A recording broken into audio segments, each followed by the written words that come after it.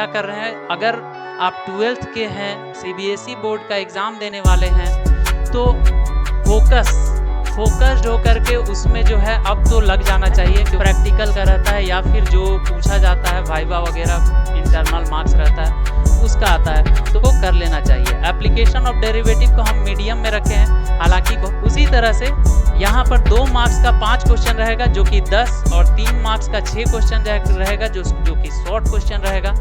Short question. नमस्कार प्यारे बच्चों, स्वागत है हमारा इस यूट्यूब चैनल में। हम लोग बात करने वाले हैं क्लास 12th में वैसे बच्चे जो सीबीएसई का एग्जाम देने वाले हैं, बोर्ड एग्जाम क्लास 12th का। तो क्लास 12th में जितने भी बच्चे एग्जाम देने वाले हैं सीबीएसई से, उन सभी के लिए ये जो है वीडियो बन रहा है, एनालिसिस हो रहा है, एनालिसिस करेंगे। उसके बाद फिर हम लोग शुरू करेंगे महत्वपूर्ण टॉपिक्स को, और बोर्ड एग्जाम के लिए क्या जरूरी है क्या नहीं है जरूरी, कितने नंबर का पूछेगा एग्जाम में, और कितने मार्क्स चैप्टर वाइज इसमें आएगा, इन सभी के विषय पर हम लोग चर्चा करेंगे। तो सबसे पहले बात करेंगे हम लोग एनालिसिस का। एनालिसिस में सबसे पहला नंबर है कि हम लोगों का सैंपल पेपर रिलीज हो चुका है। आप लोग सभी जानते हैं, सैंपल पेपर आप लोग देख चुके होंगे। और सैंपल पेपर रिलीज के बाद जो बोर्ड एग्जाम है और जो सैंपल पेपर है, वो दोनों जो है एक दूसरे का पूरक है, यानी कि जो जैसा सैंपल पेपर में दिया हुआ है उसी बेस पर, उसी आधार पर हम लोगों का बोर्ड एग्जाम 12th का होने वाला है। तो हम लोग क्या करेंगे कि सैंपल पेपर का एनालिसिस करेंगे, और सैंपल पेपर का एनालिसिस के साथ में मार्क्स डिस्ट्रीब्यूशन देखेंगे, कौन सा टॉपिक हम लोगों को पढ़ना चाहिए और कौन सा टॉपिक अभी जो है उसको पहले पढ़ना चाहिए, किसको हम लोग प्राथमिकता देंगे, है ना, प्रायोरिटी किसको देंगे, उसके बारे में हम लोग बात करेंगे कि किस टॉपिक से हम लोग ज़्यादा बेटर मार्क्स ला सकते हैं, इसके बारे में हम लोग बात करेंगे। तो यहाँ पर हम लोग पीवाईक्यू एनालिसिस करेंगे, चैप्टर वाइज पीवाईक्यू एनालिसिस करेंगे। लेकिन अभी फिलहाल के लिए हम लोग पहले मार्क्स डिस्ट्रीब्यूशन के बारे में जान लेते हैं। ये ज़्यादा लंबा वीडियो नहीं बनने वाला है, ये इसमें सिर्फ और सिर्फ इसी के बारे में हम बात करेंगे जो कि कितने मार्क्स का आएगा और कौन सा टॉपिक पहले पढ़ना चाहिए, बस इसी के बारे में हम लोग डिस्कस करेंगे। तो आइए नेक्स्ट में आते हैं। तो हम लोग क्या कर रहे हैं, अगर आप 12th के हैं, सीबीएसई बोर्ड का एग्जाम देने वाले हैं, तो फोकस्ड होकर के उसमें जो है अब तो लग जाना चाहिए, क्योंकि टाइम जो है बीतते देर नहीं लगती, और अक्टूबर आने वाला है, अक्टूबर में छुट्टी होगा।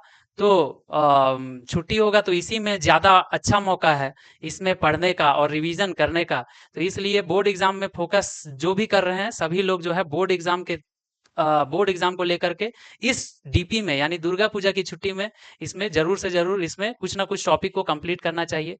वैसे बच्चे जो 90 प्लस लाना चाहते हैं उनके लिए तो सारे टॉपिक करना जरूरी है, और लेकिन वैसे बच्चे जो कम चीजें पढ़ करके ज्यादा मार्क्स हासिल करना चाहते हैं, या फिर वैसे बच्चे जो कमजोर हैं पढ़ने में, वे सभी बच्चे जो है कौन कौन सा ऐसा टॉपिक पढ़ेंगे जिससे कि उन लोगों का मार्क्स बढ़ जाएगा या फिर बढ़ सकता है, इसके बारे में हम लोग डिस्कस करेंगे। तो चैप्टर वाइज हम लोग मार्क्स डिस्ट्रीब्यूशन के बारे में जानेंगे कि चैप्टर वाइज कितने मार्क्स का कौन सा टॉपिक का क्वेश्चन पूछा जाएगा, तो ये हम लोग डिस्कस करने वाले हैं। और तीसरा नंबर, कौन सा टॉपिक है जो पहले हम लोगों को पढ़ना चाहिए, इजी टॉपिक कौन सा है और मीडियम टॉपिक कौन सा है, कौन सा टॉपिक को हम लोगों को देख करके चलना चाहिए। तो इन सभी बातों को आइए चलिए डिस्कस करते हैं।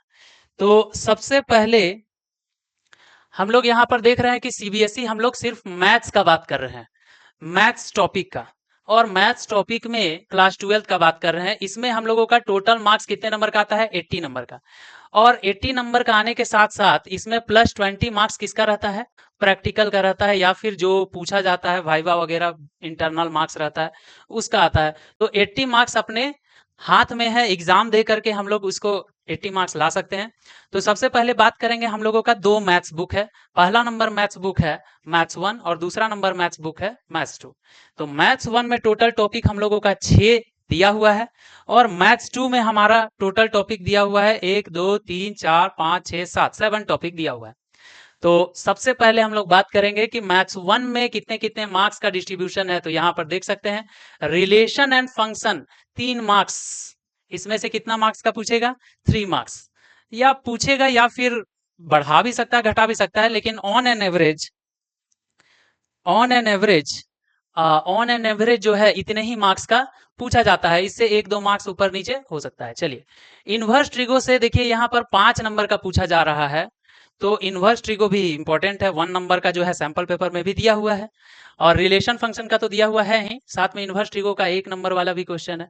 मैट्रिक्स डिटर्मिनेंट में देखिए 10 नंबर का है, ये बड़ा महत्वपूर्ण सवाल है। और मैट्रिक्स और डिटर्मिनेंट जो है जरूर से जरूर आप लोगों को पढ़ना चाहिए। और ये टॉपिक कैसा है, ये टॉपिक इजी है। और रिलेशन फंक्शन कैसा टॉपिक है, ये भी इजी टॉपिक है, इसको तो करना ही करना बनता है। उसके बाद हम लोगों का आता है कंटिन्यूटी एंड डिफरेंशिएबिलिटी।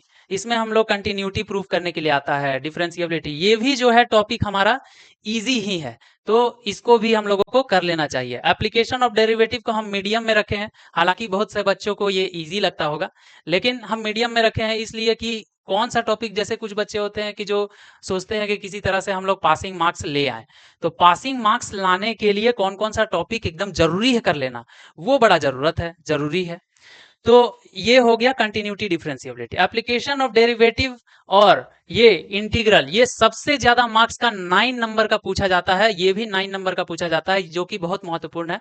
और इन दोनों टॉपिक को हम लोगों को करना चाहिए इस तरीके से कि इसमें जैसे इंटीग्रेशन में हो गया एरिया अंडर कर्व्स हो गया, और भी इंटीग्रेशन से रिलेटेड ज्यादातर संभावना रहता है कि एरिया अंडर कर्व्स तो देता ही देता है, वो फिक्स क्वेश्चन है। इसमें जो है मैक्सिमा मिनिमा ये फिक्स क्वेश्चन है, तो जो जो फिक्स क्वेश्चन है उसको हम लोग डिस्कस करेंगे जब भी हम लोग शुरू करेंगे, 1 शॉर्ट वीडियो हम लोग शुरू करेंगे, है ना, तो टॉपिक वाइज शुरू करेंगे।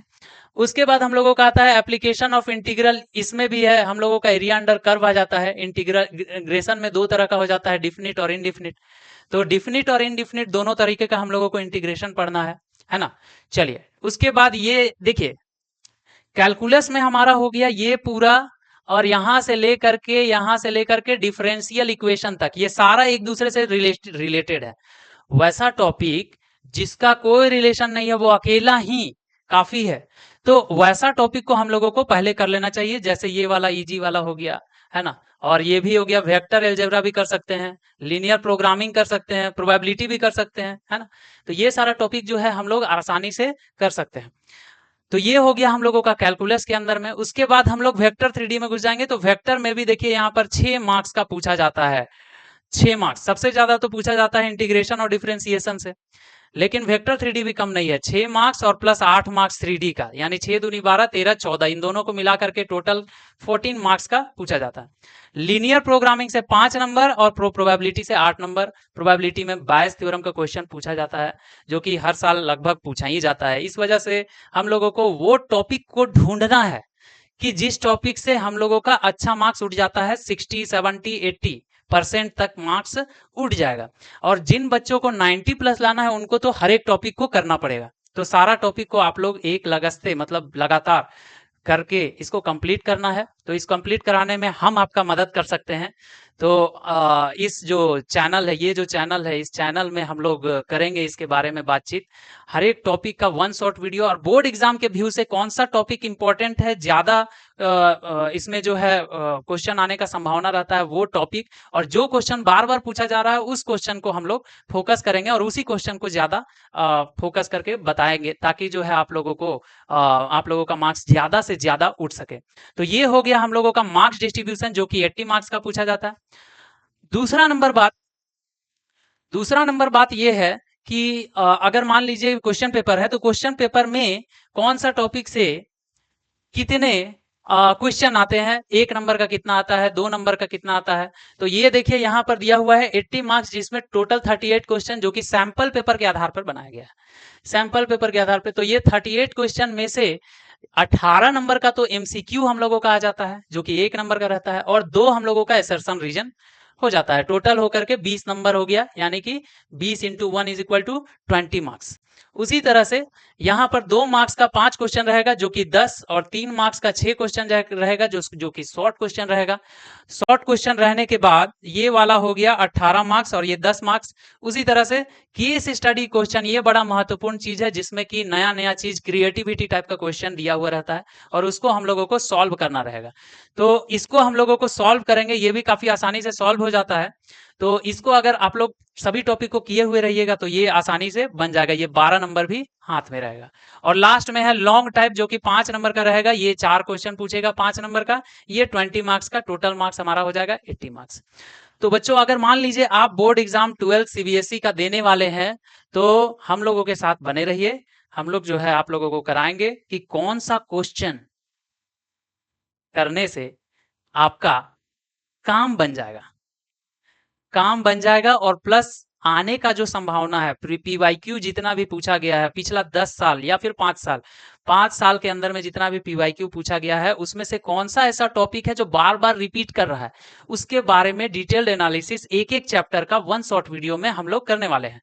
तो सबसे पहले हम लोग रिलेशन फंक्शन से शुरू करेंगे और लास्ट में एंड करेंगे। तो 12th का टॉपिक तो थोड़ा है, बड़ा ही है, तो वन शॉट वीडियो में हालांकि हो नहीं पाता है, लेकिन फिर भी कोशिश करेंगे कि हर वो क्वेश्चन जो आप लोगों के लिए बोर्ड के एग्जाम के लिए इंपॉर्टेंट हो उस क्वेश्चन को हम बता पाएं और वो क्वेश्चन आप लोगों के 12th बोर्ड एग्जाम में भिड़ जाए। तो आप लोग हमारे साथ बने रहिए और हम लोग अपने तरफ से पूरा कोऑपरेट करेंगे और आप लोगों के बेनिफिट के लिए ये यूट्यूब में ये वीडियोस डालेंगे, है ना। चलिए, तो इतना ही आज रखते हैं क्योंकि ये वाला जो वीडियो है ये छोटा ही बनने वाला है, ये ज़्यादा बड़ा नहीं बनने वाला है। इसके बाद हम लोग डालेंगे वन शॉट वीडियो जो कि पहला चैप्टर हम लोगों का जो है, पहला चैप्टर जो है रिलेशन फंक्शन का हम लोग जो डालेंगे उसमें कौन कौन सा पीवाईक्यू हाल फिलहाल में आया हुआ है, दूसरा नंबर कौन कौन सा टॉपिक इसमें से पढ़ लेना चाहिए और हम लोग कैसे जानेंगे बस देख करके कि 1 1 1 2 ये सब कैसे आता है, बस देख करके हम लोग बता पाएंगे बाइजेक्टिव क्या है ना। तो ये सारा टॉपिक को हम लोग एक एक करके समझेंगे। तो सबसे पहले रिलेशन फंक्शन समझेंगे, तो ये वीडियो जो है अब लगातार इस चैनल पे आता रहेगा। चलिए इतना ही दूर रखते हैं। अगर आपको ये वीडियो पसंद आ रहा होगा या फिर आपको चाहिए तो आप लोग जो है इसमें कमेंट करके यस सर करके लिख देंगे, तो हम आपके साथ हैं, आप लोग बढ़ते रहिए। Thank you very much.